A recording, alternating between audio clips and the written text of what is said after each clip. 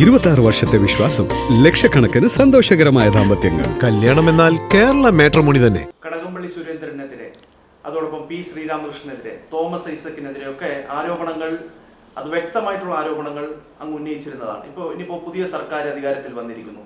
സ്വാഭാവികമായും ഈ CPM നേതാക്കൾക്കെതിരെ പുതിയ സർക്കാരിൽ പരാതി എന്തെങ്കിലും കൊടുക്കാൻ ഉദ്ദേശിക്കുന്നു?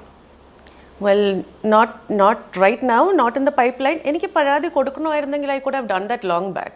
Now why should I do that?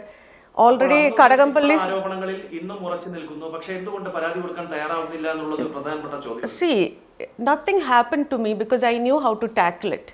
ഞാൻ അത് ഒരിക്കലും ഒരു പബ്ലിസിറ്റി സ്റ്റണ്ടിന് വേണ്ടിയിട്ട് ആരുടെ പേര് ഉപയോഗിക്കുകയോ അല്ലെങ്കിൽ അങ്ങനെ സംസാരിക്കാൻ വന്നതല്ല. When they initiated some stupid comments about me, I reacted. It's tit for tat, that's all. And Kadagampalli Surendran is very dirty എന്നുള്ളത് ഈ ഒരു റിസൾട്ടിൽ തന്നെ മനസ്സിലായില്ലേ. And the others also, they did not react because there is truth. I have evidence. If they come up with something, then I will not keep quiet. But as of now, I don't want to become another woman who is simply blabbering unnecessarily. When the right time comes, Swapna Suresh will talk. That's it. അത് വൈകാതെ പ്രതീക്ഷിക്കുമോ?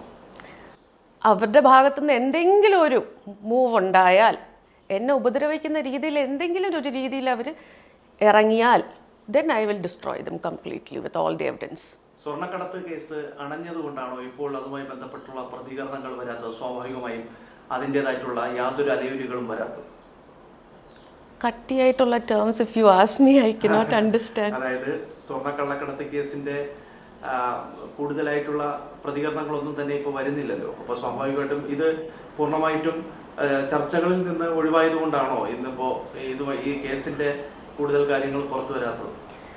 അല്ല, ഇനിയിപ്പോൾ ഇതിൻ്റെ stage എന്ന് പറയുന്നത് trial തുടങ്ങണം. അപ്പോഴേ ഈ ചർച്ചകൾ വീണ്ടും വരത്തുള്ളൂ. I have no clue. It depends on the court, right? But once this trial is to begin, and then I'm sure ചർച്ചകൾ വീണ്ടും വരും. അതല്ലെങ്കിൽ ഇതിനെക്കുറിച്ച് ആരെങ്കിലും ഒന്ന് ഇറങ്ങി തിരിച്ചാലല്ലേ നമുക്ക് സംസാരിക്കാൻ പറ്റുള്ളൂ. ചുമ്മാ we cannot sit and talk, right? Sabarimala സ്വർണ്ണക്കൊള്ള കേസുമായി ബന്ധപ്പെട്ട് ഒരുപാട് CPM നേതാക്കൾക്ക് പങ്കുണ്ട് എന്ന തരത്തിലേക്കുള്ള വാർത്തകൾ വരുന്നു. ഒരു ഭാഗത്ത് അന്വേഷണമൊക്കെ തന്നെ പുരോഗമിക്കുകയാണ്. അപ്പോൾ എങ്ങനെയാണ് ഇതിനെ നോക്കിക്കാണുന്നത്? അത് CPM സർക്കാരിൻ്റെ സമയത്ത് നടന്നൊരു സംഗതി ആയതിനാൽ തന്നെ വലിയ മാനങ്ങൾ ഈ കേസിന് രാഷ്ട്രീയപരമായിട്ട് കൂടിയുണ്ട്.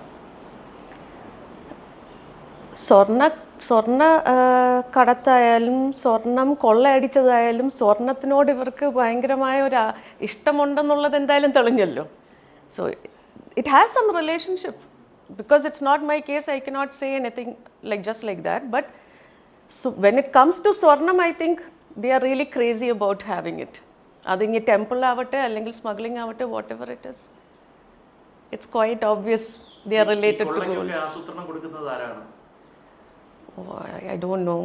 എങ്ങനെ കാശ് ഉണ്ടാക്കാൻ പറ്റും എന്നുള്ള സ്ട്രാറ്റജീസ് ഏത് രീതിയിലും ഇവർ വർക്ക്ഔട്ട് ചെയ്യും. പിണറായി വിജയനായിരുന്നല്ലോ സ്വാഭാവികമായും CPM ഒരു പ്രധാനപ്പെട്ട ഒരു നേതാവായി ഉയർത്തിക്കാട്ടിയതും അദ്ദേഹത്തെയാണ്.